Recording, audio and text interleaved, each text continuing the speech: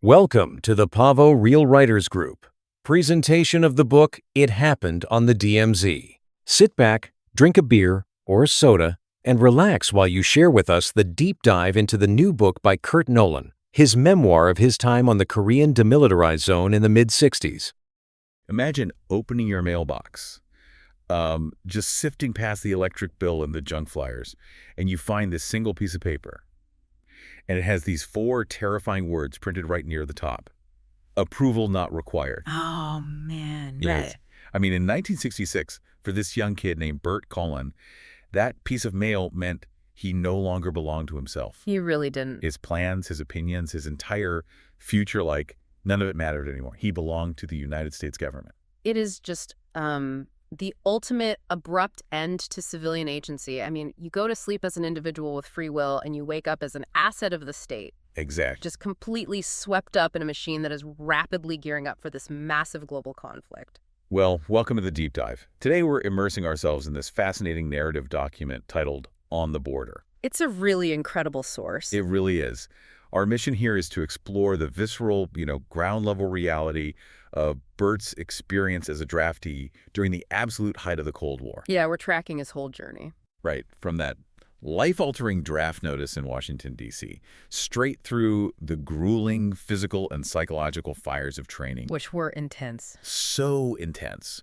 All the way to a deployment that, honestly, completely shatters how we usually remember this era of history. And, what makes Brett's account so vital is that it strips away the sterile textbook version of the Cold War. Oh, completely. It just drops you right into the dirt. It's this intensely personal look at the sheer absurdity of military bureaucracy and the forging of these unlikely brotherhoods across deep racial divides, plus the profound, deeply painful cultural whiplash these young men experience. Okay, let's unpack this. Let's start with that terrifying piece of mail. The draft notice. Yeah, so Burt is actually nursing this brutal hangover after a farewell beer bash when he rereads his notice. And there it is, just staring at him. Approval not required. It sets the tone immediately, right? I mean, the machinery of the state does not care about your hangover. No, it does not. And it certainly has zero interest in your personal approval. And you feel that machinery grinding the very second he steps foot in the induction center at Fort Holabird in Maryland. It is just pure orchestrated chaos. Absolute chaos. Burt's account describes these cynical placement counselors trying to pressure terrified kids into extending their enlistments just to meet quotas. Yeah, locking them in for longer. Exactly. And then you have these brutal medical exams where guys are literally passing out in line. Oh, because of the vaccine guns. Yes.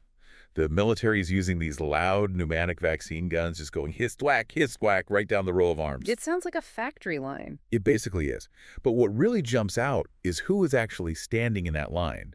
The sheer wild diversity of the draftees. Yes, Burt's narrative captures a cross-section of 1960s America that is incredibly rare to see forced into one room. Right, so you've got Burt himself, a white guy from D.C. who happens to have a little bit of high school ROTC experience. Right, Reserve Officers Training Corps. Yep, and then next to him is James Bandoni, who unironically calls himself the Sicilian Slicer. I love that detail. It's so good. This guy is standing in a Greyhound bus station wearing beetle boots and casually dropping SAT vocabulary words. Just a total character. Totally.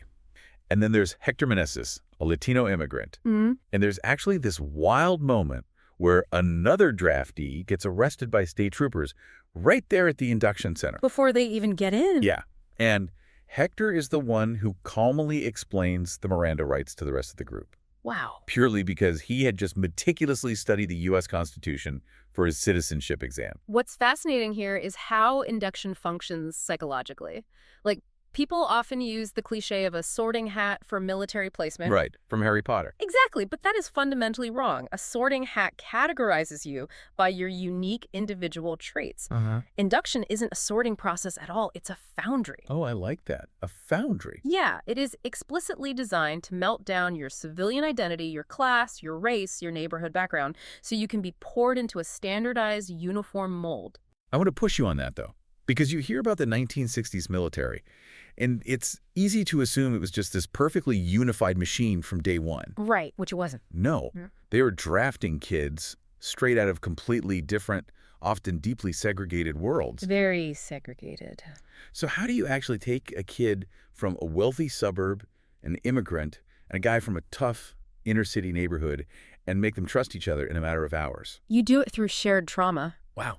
and total disorientation. It's interesting. The process violently yanks them out of their bubbles, and in that state of shock, survival, like even just psychological survival, instantly becomes about the man standing next to you. Just clinging to whoever's there. Precisely. He might be from a totally different race or socioeconomic class, but he is enduring the exact same misery, the exact same dehumanization that you are. Wow. That shared vulnerability accelerates bonding in a way that civilian life simply cannot replicate. And you see that desperate bonding almost immediately. They get loaded onto a bus, heading down to Fort Bragg for basic training, and the bus just breaks down on the side of the highway. Of course it does. Right. And to cope with the terrifying reality that they are now officially Army property and assuming they're all heading straight to Vietnam. Which they all assumed. Yeah. These guys throw a boozy, marijuana-filled party right there on the broken-down bus. It's so surreal. It feels like their absolute last gasp of civilian rebellion before the hammer drops. And the hammer drops hard. Once they cross the gates into Fort Bragg, that civilian rebellion is systematically and ruthlessly crushed. Which brings us to the drill instructors. Bert's account introduces us to Knight Duckhand Duncan, a man famously and terrifyingly nicknamed Godzilla, Naturally. and Stanley Mendez, who goes by El Chihuahua. Which is such a great niche name. It is. Mendez is this stocky, gritty Mexican DI who seems to invent reasons to make recruits do push-ups, like just for exhaling too loudly. Just looking for an excuse. Oh, totally. But Mendez is also at the center of one of the most incredible moments in Bert's story regarding racial tension. Ah, the Georgia 5 petition. That is a staggering moment. It really is. So, context here. It's 1966. The military has been officially desegregated since the Truman era, but civilian society is still heavily fractured. Very much so. 5 white trainees from Georgia decide to submit a formal written petition to Sayet and Mendez. A petition in basic training. I know. They actually request to have segregated latrines away from the black soldiers, claiming the shared bathrooms are unsanitary. It's unbelievable. And the ringleader had the absolute audacity to sign this petition, Harris Stillman, Esquire. It's just a breathtaking display of lingering civilian entitlement. They completely fail to understand that the rules of their hometown no longer apply. And the way Straight Mendez handles it is just pure leadership genius. No, it's brilliant. He doesn't yell. He calls Bert the white kid with the ROTC background front and center and orders him to translate this pretentious Esquire language for the entire platoon. Putting Bert right on the spot. Exactly. Bert realizes instantly he has to play the game, so he translates the petition to mean that Stillman and his crew are actually requesting 10 days of grueling latrine cleanup duty. To ensure they meet their own sanitary standards. Yes, to ensure the facilities meet their strict sanitary conditions. And Mendez, with a totally straight face, just grants their request. It is so brilliant because Mendez doesn't give a moralizing lecture on civil rights. No, he doesn't have to. He uses the military's ultimate behavioral modification tool, miserable extra duty, to enforce absolute equality. Wow. If we connect this to the bigger picture, the military environment in the mid-60s was actually accelerating the impacts of the 1964 Civil Rights Act far more effectively than civilian society was. Because you couldn't opt out. Exactly. In the civilian world, you could still self-segregate. In army trenches, rigid conformity forces radical social integration. You bleed the same color, you scrub the same toilets. It's a profound irony, right? The military, the ultimate institution of strict conformity, was arguably the most progressive engine for integration for these young men. It really was. And it works for Bert. He forms a deep, brotherly bond with 2 black soldiers from D.C., James Dobbins and Clarence Hamilton. Yeah, the trio. They lean into the racial dynamics of the era with a kind of gallows humor. Yeah. They lovingly call their trio the Oreo. 2 black guys on the outside, a white guy in the middle. But building that bond isn't just about punishing racists or, sharing jokes. Right. The narrative reveals a deeply sophisticated psychological mechanism at play beneath the drill instructors' harsh exteriors. That becomes so clear during the burial detail. And that scene is tough. It is. Bert, Dobbins, and Hamilton volunteer for what they think is going to be an easy Sunday chore just to avoid a forced march. Classic recruit mistake. Right. Instead, it turns out to be an honor guard burial detail for a soldier who was just killed in action. It absolutely shatters them. I can imagine. They are standing there trembling, looking at a grieving young widow, suddenly realizing that this could literally be their own funerals in a few short months. It's the moment the abstract idea of war becomes devastatingly real for them, but watch what happens next. Okay. When they return to the barracks, completely traumatized, Sarah Mendez and the famously terrifying mess hall Sergeant Thompson have secretly prepared a massive Thanksgiving-style feast for them. Wow. And it's served on actual china plates, not metal trays. Wait, why do they do that? Just out of pity? Not pity, it's a calculated pendulum of psychological conditioning. Really? Yeah, seasoned drill instructors know exactly how to break recruits down to their lowest point, but they also know when to apply profound pastoral care to build them back up. That's fascinating. That meal was an act of grace from combat veterans to young kids who had just come face to face with their own mortality. It cements their loyalty to the unit over everything else. Here's where it gets really interesting. So they survive the physical crucible of basic. You'd think the worst is over. You would hope so. But Burt graduates and moves on to Advanced Individual Training AT in the freezing high-altitude winter of Fort Carson, Colorado. Completely different environment. And there, he runs into an enemy that physical training cannot prepare you for: the military bureaucracy. The true creeping nightmare of any Cold War soldier. It really is. Fighting the bureaucracy is like fighting a ghost. You can survive a tear gas chamber, but you cannot shoot a missing personnel file. Exactly. For months, Burt isn't paid a single dime because his records were inexplicably mailed to Germany instead of Colorado. It's just wild. The Cold War military machine was so massive it was constantly tripping over its own feet.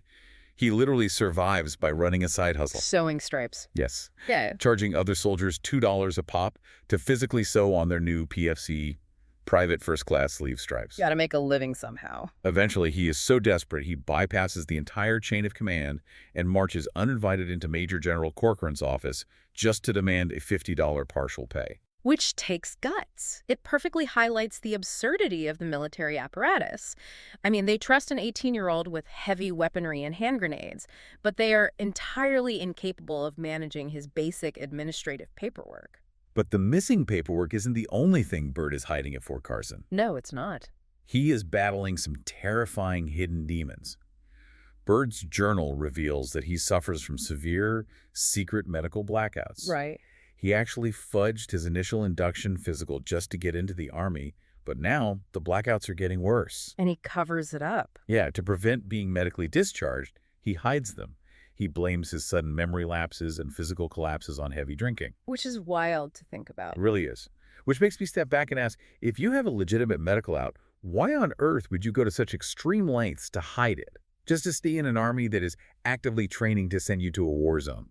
This raises an important question about the total loss of civilian identity. Remember the foundry metaphor? Oh yeah, melting them down. The military's training apparatus is designed to strip away who you were and build a new identity tied entirely to your brothers in arms. For Burt, leaving the Army didn't mean a return to safety, it meant abandoning his brothers. His entire sense of self was now the Oreo.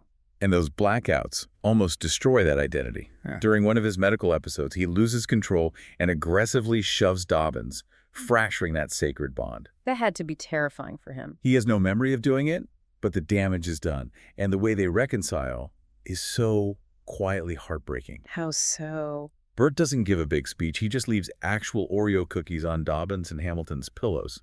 It's his tender, unspoken apology. Wow, exactly. He would rather risk his own life in a combat zone than be separated from the men who give his new, synthesized life meaning. And that profound psychological transformation makes the next phase of Burt's journey incredibly jarring. The return home.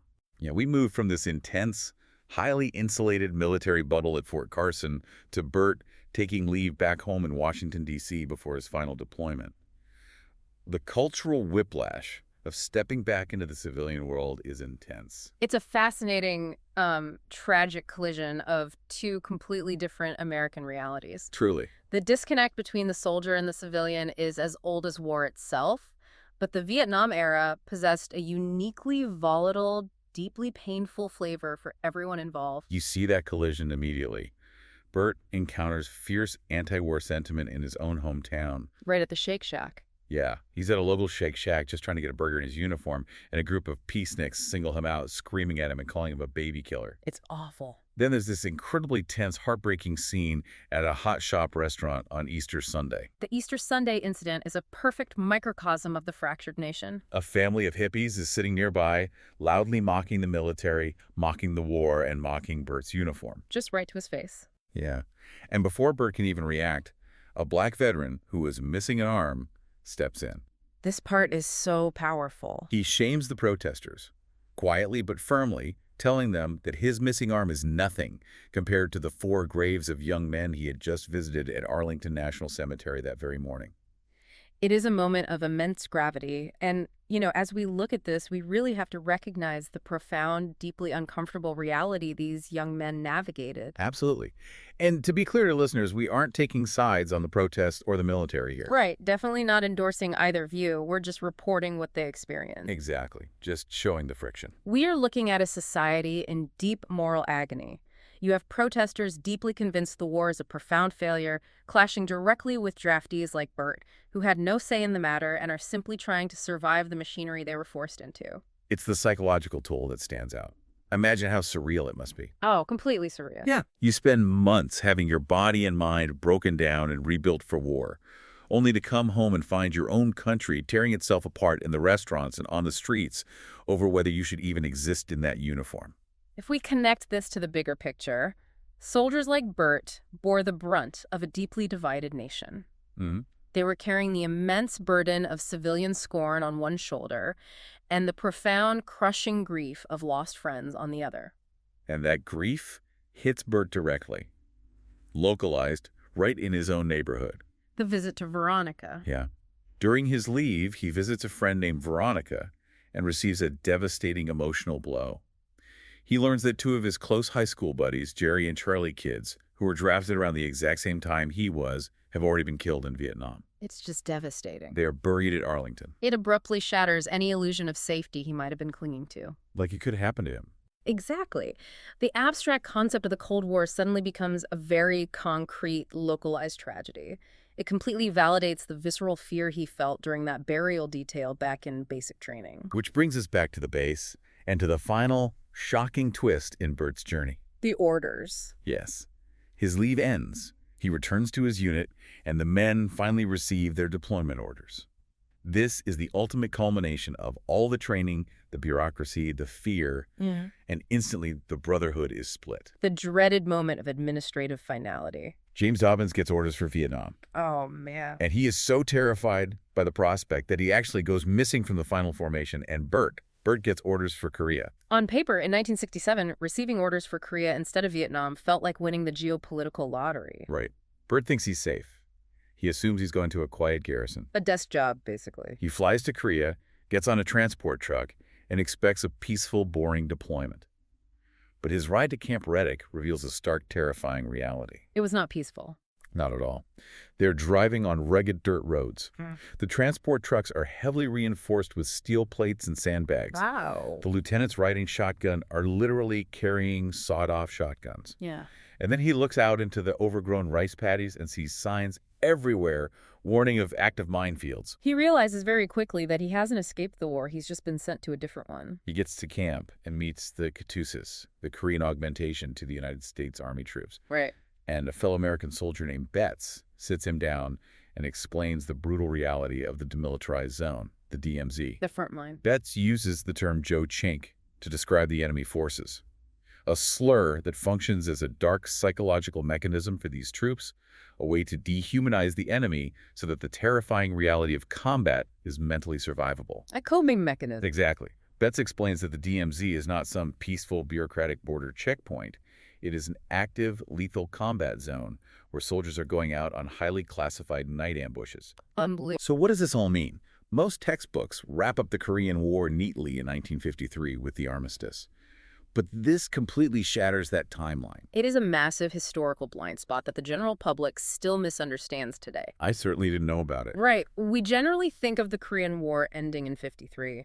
But what people forget, and what Bert found out the hard way, is that an armistice is just a ceasefire. It's not a peace treaty. Exactly, it's not a peace treaty. What Burt's account highlights is that while the entire world and the American media had their eyes fixed firmly on the escalating jungles of Vietnam in 1966 and 1967. Because that was on the nightly news. Right. Meanwhile, American troops were still actively fighting, bleeding, and dying in brutal skirmishes along the 38th parallel in Korea. It's incredible.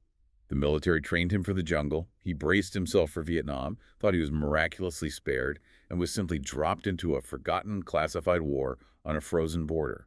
It speaks to the vast, hidden realities of the Cold War machine. The geopolitical chessboard is massive, and individual soldiers are moved across it in ways the public rarely understands. History rarely remembers. Sadly, yes. We've covered incredible ground today. We've traced Burt Coleman's transformation from a hungover kid at a Maryland buffet, staring at a piece of mail that demanded his life, to a hardened PFC who taught himself to sew his own strikes to survive the bureaucracy. He really went through it. He survived the grueling foundry of Fort Bragg, forged an unbreakable brotherhood in the Oreo, navigated the painful cultural whiplash of his own hometown, and ultimately found himself staring down active minefields in the Korean DMZ. It is a testament to the sheer resilience of the human spirit, especially when subjected to the ultimate stress test of the military machine. Which leaves us with this final provocative thought for you to mull over. Okay. Think about the terrifying power of administrative randomness. The stroke of a nameless clerk's pen in some windowless room somewhere sent James Dobbins to the sweltering, highly publicized jungles of Vietnam and sent Burt Cullen to the frozen, forgotten bunkers of the Korean DMZ. Just a roll of the dice. It forces us to ask in our own lives how much of our destiny is actually shaped by our own conscious, careful choices, and how much is decided by the unseen, arbitrary shuffling of paperwork in a room we will never, ever enter. That is a chilling thought. We so desperately want to believe we are the authors of our own stories, but sometimes, we are just the ink. Just like that piece of mail waiting in the box. Yeah. A tuval not required. Thank you for joining us on this deep dive. Keep questioning the history you think you know, and we'll see you next time.